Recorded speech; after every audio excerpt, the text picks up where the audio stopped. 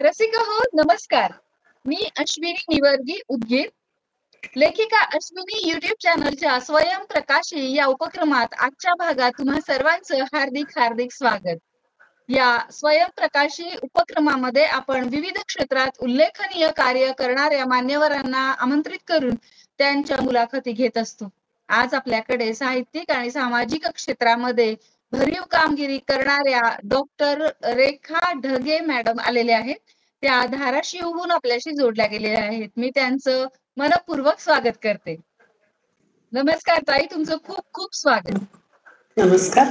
Doctor रेखा अनिल ढगे धाराशिव यांचा परिचय मी आपल्याला करून देते आहे. ज्यांचं शिक्षण झालेलं आहे MA, MEd, PhD soft skills या क्षेत्रामध्ये त्यांनी PhD केलेलं आहे.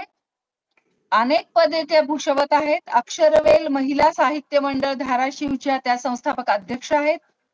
धारासूर मर्दिनी महिला स्वयंसेवी संस्था संघाच्या अध्यक्ष आहेत.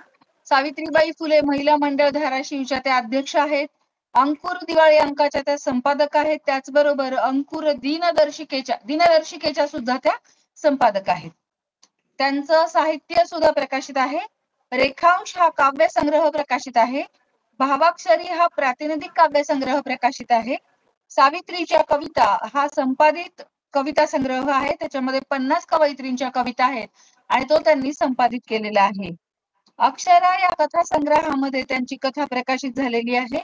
आकाशवाणीवर काव्य वाचनाचे कार्यक्रम त्या सतत करत असतात. त्याचबरोबर त्यांना कविता लेखनासाठी अनेक पुरस्कार मिळालेले आहेत आणि वृत्तपत्रे व दिवाळी अंकातून सातत्यानं त्यांचं लेखन प्रकाशित होत असतं. तर अशा या डॉक्टर रेखा अनिल ढगे आपल्याकडे आलेले आहेत. मी त्यांचं पुन्हा एकदा स्वागत करते. ताई, तुमचं खूप खूप स्वागत. आज आपण त्यांच्याशी मनमोकळ्या गप्पा मारणार आहोत आणि त्यांचा लेखन प्रवास आणि लहानपणापासून आतापर्यंतचा पूर्ण प्रवास जाणून घेणार आहोत. मी पहिला प्रश्न तुम्हाला विचारतीये. तुम्ही खूप छान लेखन करता. तर हे लेखन करण्याची आवड तुम्हाला बालपणापासूनच होती का? तुमचं बालपण कसं होतं? महाविद्यालयीन जीवन कसं होतं? माझं बालपण म्हणजे माझे वडील शिक्षक होते आणि बरं. त्यांना वाचनाची खूप आवड होती. त्याच्यामुळे ते सतत ग्रंथालयातून, शाळेच्या ग्रंथालयातून सतत पुस्तकं आणून द्यायचे आम्हाला, वेगवेगळ्या कादंबऱ्या, पुस्तकं आणून द्यायचे. त्याच्यामुळे शालेय जीवनापासूनच खूप वाचनाची आवड लागली. एकदा तर मृत्युंजय कादंबरी त्यांनी आणून दिली आणि मी एका रात्रीत वाचून काढली ती कादंबरी. तर शाळेचे हेडमास्टर म्हणाले की शक्यच नाही, म्हणले एक दिवसात वाचलं. तर ते म्हणले वडील म्हणले माझ्या मुलीने वाचली आहे म्हणले कादंबरी, तुम्ही घरी येऊन प्रश्न विचारा. तर ते सर घरी आले आणि त्यांनी प्रश्न विचारले मला की हे कोण आहे कर्णाचे, हे कोण होते, ते कोण होते.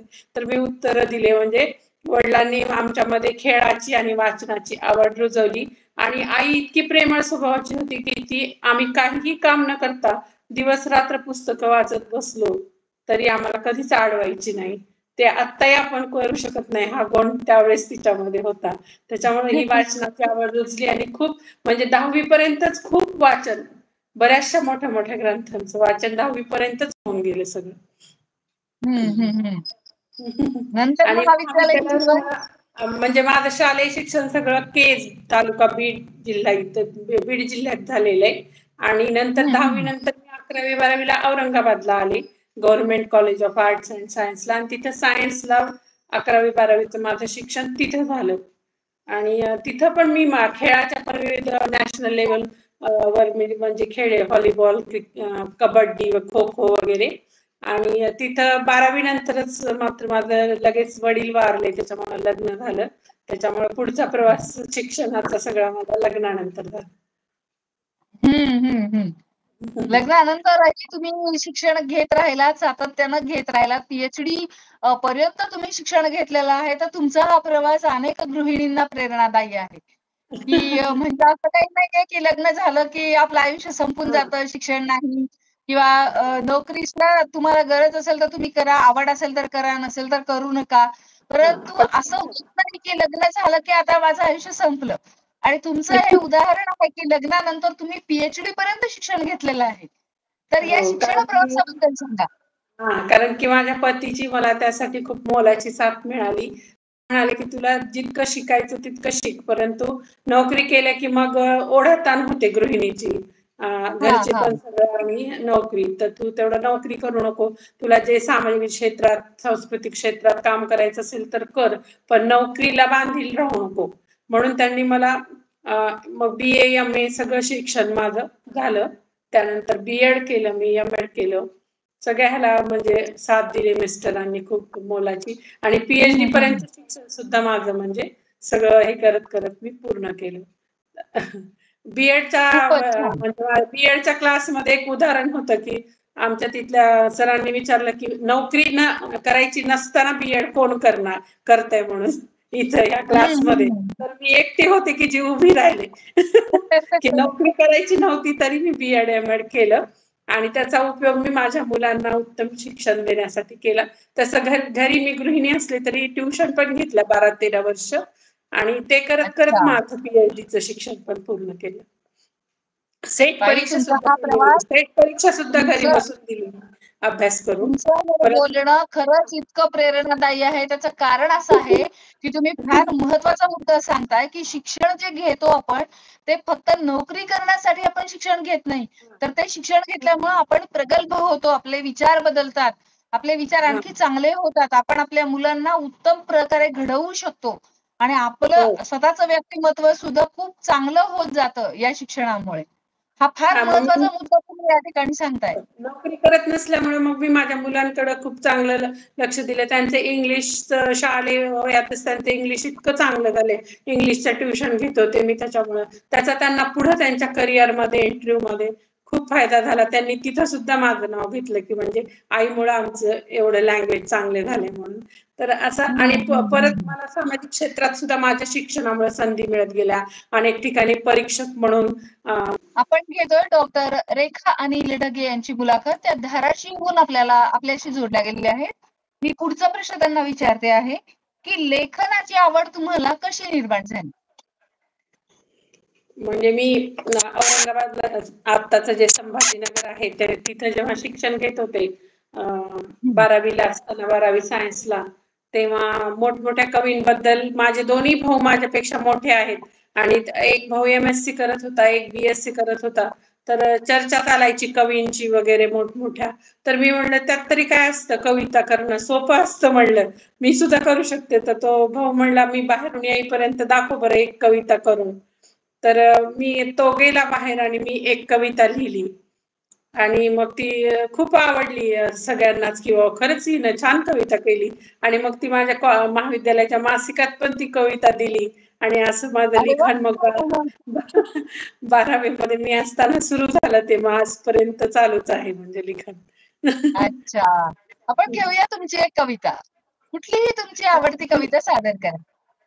हो, मग मी एक गर्भजल परीक्षेवरची कविता माझी सादर करते. मी आता एक म्हणजे पुस्तक पण एक खास काढते गर्भजल परीक्षेच्या, गर्भजल म्हणजे स्त्री भ्रूण हत्याच्या कविता ज्या आहेत ना त्या सगळ्यांवरती, ऐक हा ना हा. गाई नावाचं एक पुस्तक पण काढते. त्यामधलीच ही हम्म. कविता आहे की गर्भजल बर. परीक्षा. देवबाप्पाने एकदा हम्म. बोलावलं मला, देवबाप्पाने एकदा बोलावलं मला आणि सांगितलं पृथ्वी तलावर जन्म घ्यायचाय तुला. तिथले सारे तुझे अनुभव येऊन परत सांग मला. ऐकून झाला खूप आनंद, ऐकून झाला खूप आनंद, खरंच पृथ्वी कशी असेल, आईच्या उबदार कुशीत माझी स्वारी कशी दिसेल. मी खुशीत आईच्या कुशीत, मी खुशीत आईच्या कुशीत, अचानकच गडबड झाली. मला तर ती काहीतरी धोक्याची निशाणी वाटली. नंतर कळलं, नंतर कळलं मी मुलगा की मुलगी हे तपासण्यासाठी ती गर्भजल परीक्षा होती. नंतर कळलं मी मुलगा की मुलगी हे तपासण्यासाठी ती गर्भजल परीक्षा होती. आणि मुलगी असली तर म्हणे आई बाबांना नको होती. मुलगी असली तर म्हणे आई बाबांना नको होती. त्यांनी मला जन्म घेण्याआधीच मारले आहे, त्यांनी मला जन्म घेण्याआधीच मारले आहे. आता मी परत माझ्या देवबाप्पाकडे निघाले आहे. सांगणार आहे माझा निरोप मी त्याला, सांगणार आहे माझा निरोप मी त्याला. एकही मुलगी पाठवू नकोस आता पृथ्वी तलाला, एकही मुलगी पाठवू नकोस आता पृथ्वी तलाला. बापरे, खूपच भावस्पर्शी कविता आहे आणि अतिशय ज्वलंत अशा प्रश्नावरची आणि फार सुंदर कविता तुम्ही सादर केली. सादरीकरण पण छानच आहे तुमचं.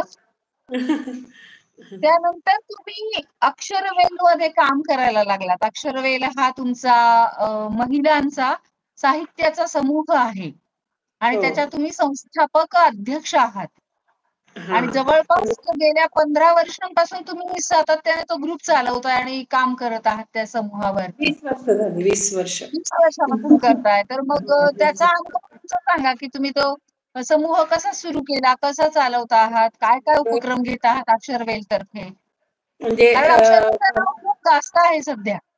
हां, माझं महिलांचा 83 साली समूह माझे म्हणून. वडील वारले, त्याच्यामुळे 12वीतच माझं लग्न झालं आणि 5 वर्ष आम्ही संभाजीनगरलाच होतो. तोपर्यंत माझं शिक्षणच चालू होतं आणि जेव्हा धाराशिवला इथं आलो आणि इथं पहिल्यांदा मग मी आल्या पहिल्यांदा एक खूप जुनं मंडळ होतं इथं, गुरुवार महिला मंडळ म्हणून, ते जॉईन केलं आणि तिथं खूप छान स्पर्धा व्हायच्या, निबंध स्पर्धा, काव्य स्पर्धा, खूप छान 15 ऑगस्ट 26 जानेवारी हे साजरं केलं जायचं दरवर्षी आणि तिथं मला म्हणजे व्यासपीठ मिळालं. गुरुवार मंडळ हे माझं पहिलं सामाजिक जीवनातलं पहिलं मंडळ आहे आणि मग ते मंडळ चालू असतानाच मग मी तेव्हा आमचं धारासूर मर्दिनी फेडरेशन म्हणून असं सगळ्या महिला मंडळांचं मिळून एक संघटन आहे आणि त्यात जवळजवळ 16-17 महिला मंडळ एकत्र आहेत. तर मग त्या धारासूर मर्दिनी फेडरेशनला पण मी जॉईन झाले, ज्याची की मी आता अध्यक्ष आहे. पण त्यावेळेस आम्ही हो. गुरुवार मंडळाचे सदस्य म्हणून त्याच्यामध्ये जॉईन झालो. तर त्याच्यामध्ये पण विविध कार्यक्रम होतात. तर असं करत करत मग राष्ट्रसेविका समितीने ह्या सगळ्या ज्या महिला लिहिणाऱ्या महिला आहेत त्यांना एकत्र करायचं ठरवलं आणि एक मंडळ स्थापन करायचं ठरवलं. तर मग अक्षरवेल मंडळाची स्थापना झाली आणि मग त्या मंडळाचा अच्छा. अध्यक्ष कोण व्हायचं म्हणल्यावर मी म्हणजे सगळ्याच लेखिका होत्या, परंतु मी जॉब वगैरे करत नसल्यामुळं, माझ्याकडे भरपूर वेळ असल्यामुळं बाकीच्या कोणी प्राध्यापक, कोणी शिक्षिका होत्या, तर मग मला अध्यक्षपद दिलं गेलं आणि ही जबाबदारी तुम्ही सांभाळा. आणि कमलताई नलावडे कार्याध्यक्ष, सचिव, सगळी कार्यकारिणी ठरली आणि आम्ही सुरुवात केली. पहिल्यांदा आम्ही 3-4 वर्ष आम्ही आधी हस्तलिखित अंक काढले, आमचे दिवाळी अंक, आणि हं, नंतर हं, हं. हस्तलिखित काढत काढत पुन्हा आम्ही आमचं 4थ्या-5व्या अंकापासून छापील अंकाला सुरू केलं दिवाळी अंक आणि ती परंपरा आतापर्यंत चालू आहे. हो, हो. मी त्याबद्दलही तुम्हाला विचारणारच आहे. कारण हा. खूप कौतुकास्पद अशी गोष्ट आहे ही, की काही महिला एकत्र येतात, साहित्य समूह स्थापन करतात आणि छापील दिवाळी अंक काढतात. नुसताच तो काढतात असं नाही, तर तो वितरित करता. तुम्ही प्रत्येकाला तो अंक घरपोच पोहोचवता आणि हो. तुम्ही फार चांगल्या पद्धतीने त्याचं नियोजन करत आहात. तर ते तुम्ही कसं करता त्याच्याबद्दल थोडंसं सांगा? दरवर्षी मग ते दिवाळी अंक काढायचा म्हणलं की आमचे सगळे मिळून आम्ही साहित्य जमा करण्याचं काम पहिल्यांदा करतो आणि त्याच्यामध्ये जास्त सिंहाचा वाटा आमच्या कार्याध्यक्ष कमलताई आहेत. त्या त्यांच्या हं. मुक्तांगण म्हणून त्यांची बालवाडीचं ऑफिस आहे. तिथं सगळं साहित्य मग आम्ही गोळा करतो. तिथं आणून दिलं की त्याचं सगळं संकलन करणं, त्याची वेगवेगळं म्हणजे कविता विभाग, लेख विभाग, परत जर पर्यटनचं असले लेख तर ते वेगळे, कविता वेगळ्या, गझल वेगळ्या, असं सगळं नलावडे मॅडम तिथं बसून सगळं त्याचं हे करतात, सॉर्टिंग करतात आणि त्याची एक हं, फाईल तयार हं. करतात. आणि आर्थिक जबाबदारी म्हटलं तर आम्ही काय केलेलं की आमच्या 30 सदस्य आहेत सगळ्या अक्षरवेल साहित्य मंडळाच्या. मुख्य आहेत, म्हणजे तशा तर 70-80 आहेत, पण जरा कार्यरत असलेल्या 30-35 सदस्य आहेत. ते सगळ्यांना आम्ही एक तर तुम्ही जाहिरात आणा कुठल्या तरी ह्याची, संस्थेची, हं, हं. दुकानाची वगैरे कुठली पण फर्मची, किंवा मग स्वतः आर्थिक भार उचला 2-2 हजार रुपये, असं आम्ही प्रत्येकीला सांगितलेलं आहे. आणि मग त्यामुळे आम्हाला ते दिवाळी अंकाचे पैसे आमचे अगदी सहज जमा होतात आणि कोणालाच भार येत नाही त्याचा. आणि वर्षातून एकदा एवढे पैसे देणं म्हणजे कोणालाच काही वाटत नाही आणि आपला अंक छापून येतोय त्यामुळे सगळे अगदी आनंदाने आर्थिक भार पण उचलतात आणि आपलं साहित्य पण देतात. आणि आम्ही ज्या दुसऱ्या साहित्यिका आहेत मोठ्या, त्यांच्याकडून काही आर्थिक घेत नाही, म्हणजे पैसे वगैरे घेत नाही. त्यांचे लेख आम्ही म्हणजे मागून घेऊन छापतो त्यांचे लेख आणि आमच्या ज्या सदस्य आहेत त्यांच्याकडून फक्त जमा करतो निधी. असं करून आम्ही ते साहित्य हे फार करतो. चांगलं काम करत आहात तुम्ही आणि फार कौतुकास्पद आहे हे. कारण छापील दिवाळी अंक काढणं हे आजच्या म्हणजे ह्याच्यामध्ये शक्य नाहीये. एवढं सहज सोपं नाही ते आणि तुम्ही इतक्या वर्षापासून ते करताय. जवळपास 15 वर्षापासून, 16 वर्षापासून तुम्ही हा दिवाळी अंक, छापील दिवाळी हो. अंक काढत आहात. हो, तर 2004 ला आमच्या अक्षरवेल मंडळाची स्थापना झालेली आहे. तेव्हापासून 4 अंक आमच्या हस्तलिखित आहेत. त्याच्यानंतर 15-16 अंक आमच्या आता छापील अंक आता झालेले छापील आहेत. आणि आलेले मागच्याच आहेत. हो वर्षी आम्ही हो नादू महानोरांवर विशेष अंक काढला. त्याच्या हो आधी आम्ही हो. लोकगीतांवर विशेष अंक काढलेला आहे. आता या वर्षी अहिल्यादेवींची त्रिशताब्दी वर्ष आहे म्हणून आम्ही हो. अहिल्यादेवीवर अंक काढतोय, दिवाळी अंक, विशेष अंक अच्छा. काढतो. हम्म. हो, म्हणजे आमचं तुम्ही साहित्य औचित्य जमा करणं साधून. सुरू झालं आता, आमचं साहित्य जमा करणं. अच्छा. आणि हा हा. त्यानंतर हे एक दिनदर्शिका पण काढतो. तर ते दिनदर्शिका आहे आमची, ती बीडला विभागीय महिला महिला संमेलन झालं होतं.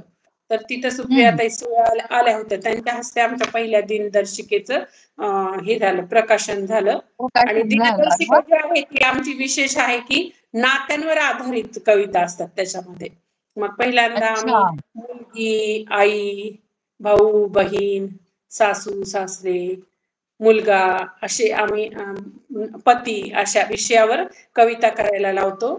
आणि एकेका पानावर एकेकीची कविता, असं हे नातेसंबंधांवर आधारित कविता प्रत्येक महिन्याला कॅलेंडरवर, दिनदर्शिकेवर, असं आम्ही त्याची थीम ठेवलेली आहे.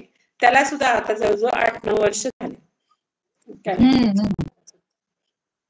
तुम्ही गझल लेखनाकडे कधी वळला? तुम्हाला गझल शिकावी असं वाटलं आणि तुम्ही ते शिकलात आणि गझल लिहायला लागलात तुम्ही. तर ते कधी झालं होते? ते काय झालं की कोरोना काळामध्ये असे ऑनलाईन बरेचसे उपक्रम सगळ्याच साहित्यिका राबवत होते. हो, तर हो. त्यामध्ये आमची एक मैत्रीण विद्या देशमुख म्हणून, त्यांनी गझल मंथन साहित्य संस्था आहे की जी हं, निशुल्क हं. ऑनलाईन कार्यशाळा कोरोना काळामध्ये चालू होत्या त्यांच्या, हं, हं. अजून पण आहेत चालू. तर विद्या देशमुख ज्या प्राध्यापिका आहेत, तर त्या तिकडे सदस्य झाल्या होत्या त्याच्यात. तर त्यांनी आम्हाला सगळ्यांना मैत्रिणींना सांगितलं की तुम्ही पण हे जॉईन करा, खूप छान आहे गझल कार्यशाळा. आणि आम्ही ती कार्यशाळा केली आणि निशुल्क, उर्मिलाताई म्हणून आहेत, तर त्यांनी आम्हाला निशुल्क मार्गदर्शन केलं. आणि आम्ही सगळ्या हं, जणी हं. जवळजवळ 8-10 जणी गझल शिकायला सुरुवात केली. अरे वाह! आणि आणि मग तुम्ही गझल लिहायला सुरुवात केली. हा. पुढे चालून गझल संग्रह वगैरे करायचा विचार आहे का तुमचा? हा, गझल गझल संग्रह काढायचा विचार आहे पुढं. अच्छा. मग आता एक गझल सादर करा. तुमची आवडती कोणतीही गझल. पहिलीच जी मी गझल लिहिली तीच मला खूप आवडते, की अच्छा. जीवास आस आहे, माणूस मानण्याची जीवास आस आहे, माणूस हां. मानण्याची जीवास आस आहे, देवी नका म्हणू मज त्याचाच त्रास आहे, देवी अरे नका वाह! म्हणू हां, मज हां. त्याचाच त्रास आहे. राणी बनून आले दासी बनून गेले, राणी हं. बनून आले दासी बनून गेले, भलताच घसरणीचा माझा प्रवास आहे, हं, माणूस हं. मानण्याची जीवास आस आहे, माणूस मानण्याची जीवास आस आहे. आत्ताच साधलेला समतोल जीवनाचा, आत्ताच हं, हं. साधलेला समतोल जीवनाचा, सत्य हे म्हणू की नुसताच भास आहे, सत्य हे हं, म्हणू हं. की नुसताच भास आहे, माणूस मानण्याची जीवास आस आहे. लक्ष्मी घरात आली माझ्याच पावलांनी, लक्ष्मी हं. घरात आली माझ्याच पावलांनी, होतोय का तरीही माझाच रहस आहे, माणूस मानण्याची जीवास आस आहे, देवी नका म्हणू मज त्याचाच त्रास आहे.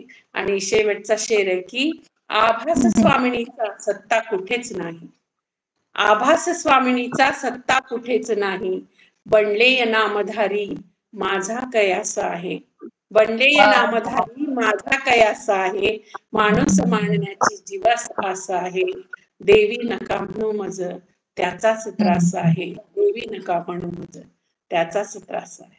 खूप छान. स्त्री जीवनाचं अगदी सुस्पष्ट चित्र तुम्ही त्या गझलेमध्ये घेतलेलं आहे. प्रत्येक स्त्रीची भावना तुम्ही तुमच्या शब्दामध्ये फार छान पद्धतीनं मांडलेली आहे. ही गझल खूपच सुंदर आहे. खूप छान. आपण आणखी पुढे जाऊया. धाराशिव मर्दिनी महिला स्वयंसेवी संघाबद्दल आता आपण बोलत होतो. त्याच्याच बद्दल आणखी जाणून घेऊया, की म्हणजे तुम्ही 16-17 महिला मंडळ एकत्र येतात आणि ही सगळे एकत्र येऊन त्याच्या सुद्धा तुम्ही अध्यक्ष आहात यावर्षी. हा, या वर्षीच्या म्हणजे ते हां, कसं पद व्यवस्थित. पुढं कसं आधी म्हणजे कोषाध्यक्ष, मग सचिव, हं, मग हं, हं, उपाध्यक्ष, असं करत करत ते पद अनुभवाने मिळतं. तर मला यावर्षी अध्यक्षपद मिळालेलं आहे आणि माझी PhD पण होती, त्याच्यामुळे मी आधी घेतली नव्हती जबाबदारी. तर 16-17 महिला मंडळ एकत्र म्हणजे मागे धाराशिवला खूप पाणी टंचाई होती, तेव्हा घागर मोर्चाच्या निमित्ताने आम्ही सगळे मंडळ एकत्र आलो होतो. तर त्यातूनच कल्पना सुचली की मग आपण एक फेडरेशन संस्था संघ स्थापन करूया.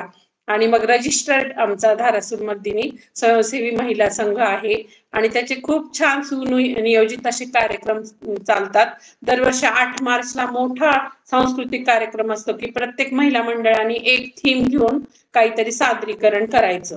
दरवर्षी वेगळी थीम असते, कधी संस्कृती परंपरावर असते किंवा कधी वेगळं असं काहीतरी सादरीकरण. मग तुम्ही नाटक सादर करा किंवा डान्स सादर करा. आवाज येत नाहीये तुमचं? हा, आला आला. हा, तर तिथं आपलं सादरीकरण 10 मिनिटाचं करायचं असं तिथं मोठा 8 मार्च महिला दिनाला करतो.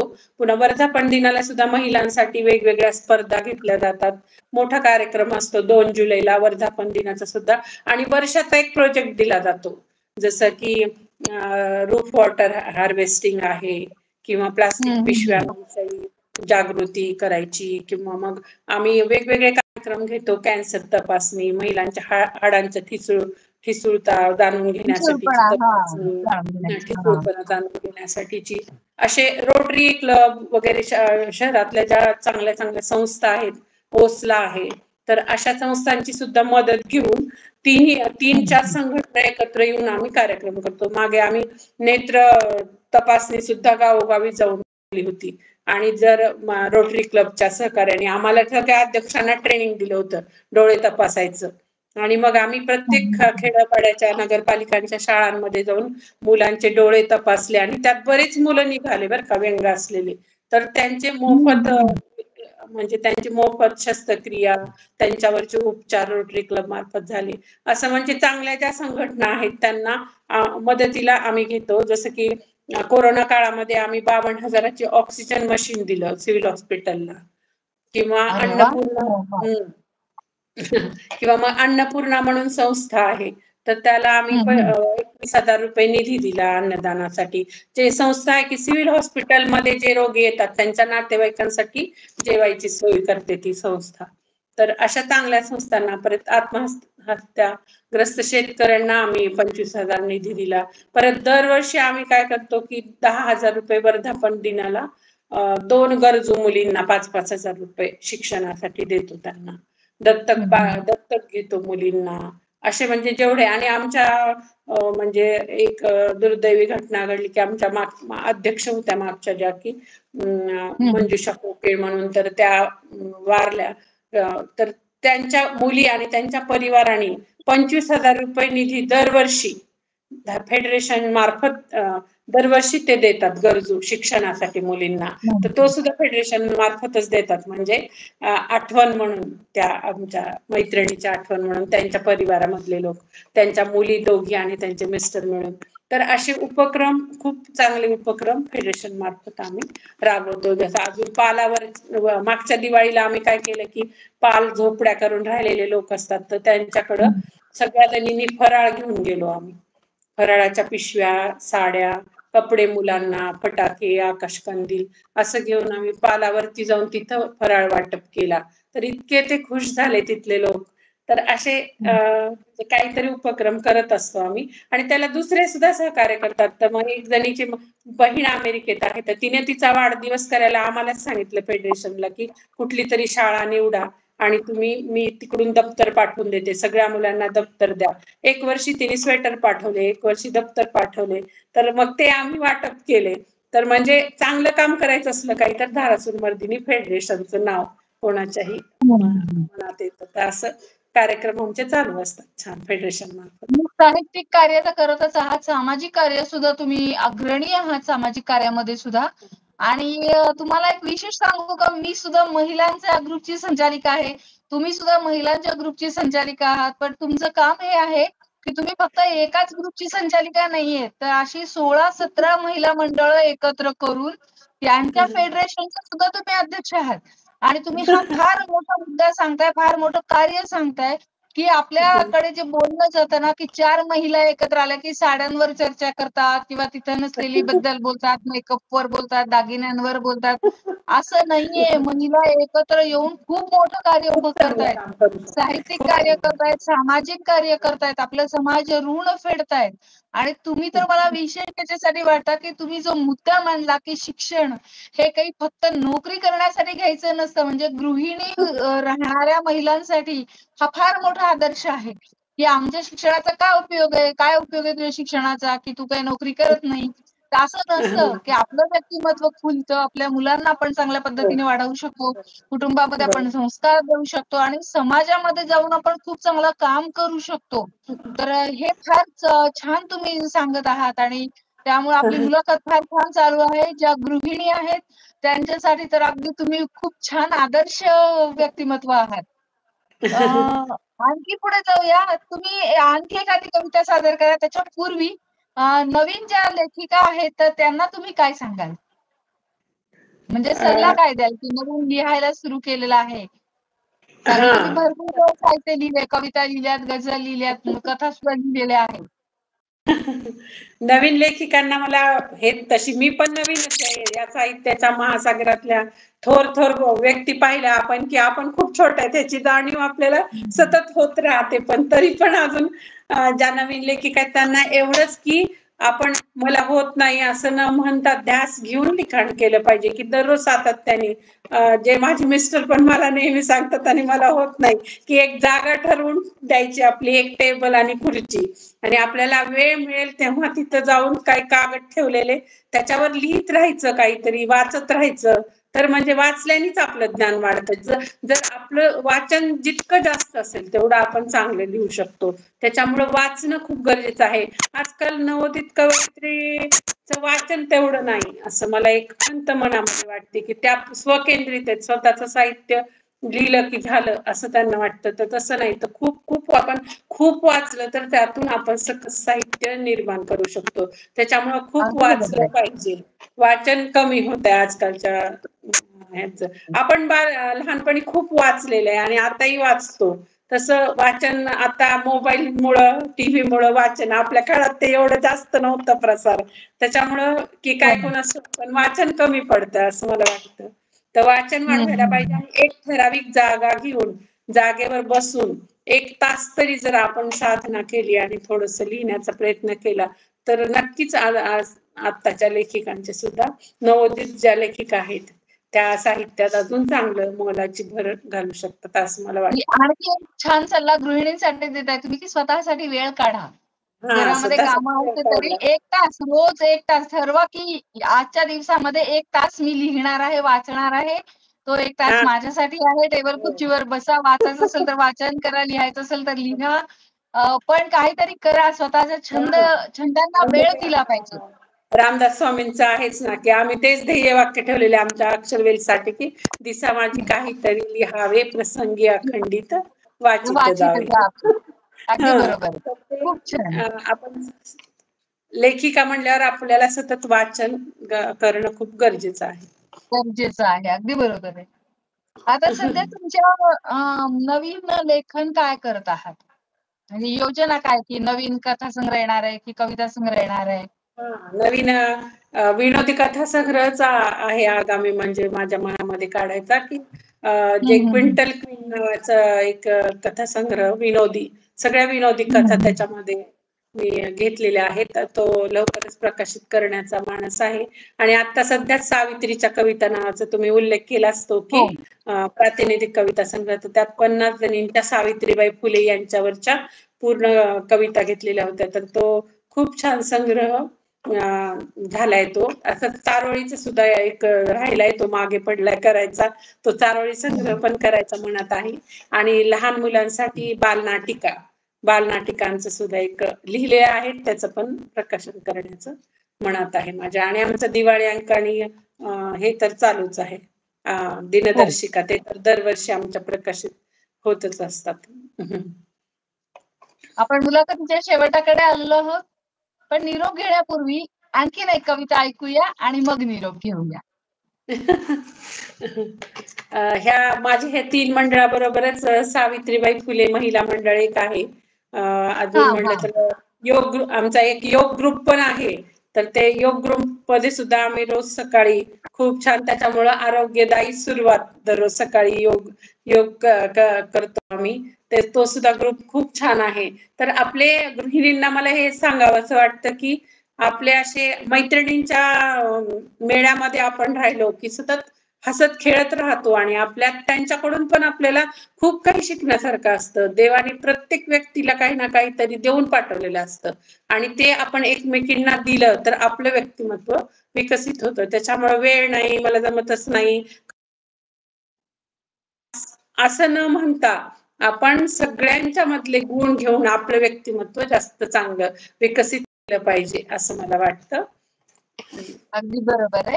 आता आपण तुमची कविता ऐकूया. हा, मी ही कविता घेते माझी की मी कुबेर झाले तेव्हा. बोल. शब्दांशी जुळले सूर, शब्दांशी जुळले सूर आणि अक्षरांशी जुळले नाते माझे जेव्हा. शब्दांशी जुळले सूर आणि पुस्तकांशी जुळले नाते माझे जेव्हा. संपले दारिद्र्य सारे मी कुबेर झाले तेव्हा. संपले दारिद्र्य सारे मी कुबेर झाले तेव्हा. मज आठवती गोष्टी बालपणीच्या, मज आठवती गोष्टी बालपणीच्या. सिंड्रेला हिमगौरी आणि सात बुटक्यांच्या. सिंड्रेला हिमगौरी आणि सात बुटक्यांच्या. पंचतंत्राच्या आणि अकबर बिरबलाच्या. परिराज्यामध्ये पुस्तकांसंगे मी विहार केला जेव्हा. परिराज्यामध्ये पुस्तकासंगे मी विहार केला जेव्हा. संपले दारिद्र्य सारे मी कुबेर झाले तेव्हा. मी असताना किशोरी, मी असताना किशोरी साहस कथेत रमले भारी. फास्टर फेने संगे मोहिमेवर गेली स्वारी. श्यामची आई वाचत वाचत, श्यामची आई वाचत वाचत कितीकदा डोळे भरले माझे जेव्हा. संपले दारिद्र्य सारे मी कुबेर. वाचले कुसुमाग्रज केशवसूत इंदिरा संत. शांताबाई विंदा आणि वाराकांत. बालकवींची फुलराणी माझी मैत्रीण झाली जेव्हा. बालकवींची फुलराणी माझी मैत्रीण झाली जेव्हा. संपले दारिद्र्य सारे मी कुबेर झाले तेव्हा. आणि आता प्रौढत्वी झुकताना समीक्षा कथा कविता कादंबऱ्या आत्मचरित्रे वाचताना साहित्याच्या या अमर्याद खजिन्यात डोकावताना किती श्रीमंत आहे मी हे जाणवते मज जेव्हा. किती श्रीमंत आहे मी हे जाणवते मज जेव्हा. संपते दारिद्र्य सारे मी कुबेर होते तेव्हा. संपते दारिद्र्य सारे मी कुबेर होते तेव्हा. धन्यवाद. खूप छान कविता, खूपच सुंदर कविता होती. आणि खरोखर तुमची शब्द संपत्ती एवढी जास्त आहे, शब्द भांडार एवढं जास्त आहे की तुम्ही शब्दांच्या कुबेर आहात हे नक्कीच मान्य करावं लागेल.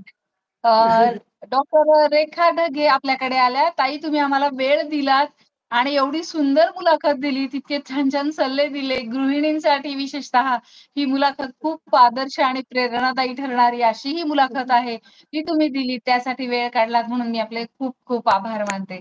आपले धन्यवाद. तुम्ही सुद्धा मनःपूर्वक मला आभार. याच्यासाठी योग्य समजलं आणि इतका चांगला उपक्रम राबवताय तुम्ही सगळ्या महिलांना घेऊन. आणि स्वयंप्रकाशी हा सुद्धा तुमचा उपक्रम मुलाखतींचा खूप छान आहे की ज्याच्यामुळे अनेक महिलांना दिशा मिळणार आहे. त्याच्यामुळे तुमचे सुद्धा मी खूप धन्यवाद मानते. थांबते. धन्यवाद. रसिका हो, तुम्ही सुद्धा कोणत्याही क्षेत्रामध्ये भरीव कार्य करत समाजाचं ऋण फेडत असाल तर मला जरूर संपर्क करा. कदाचित पुढची मुलाखत तुमची असू शकते. त्यासाठी बघत राहा लेखिका अश्विनी YouTube चॅनल. धन्यवाद.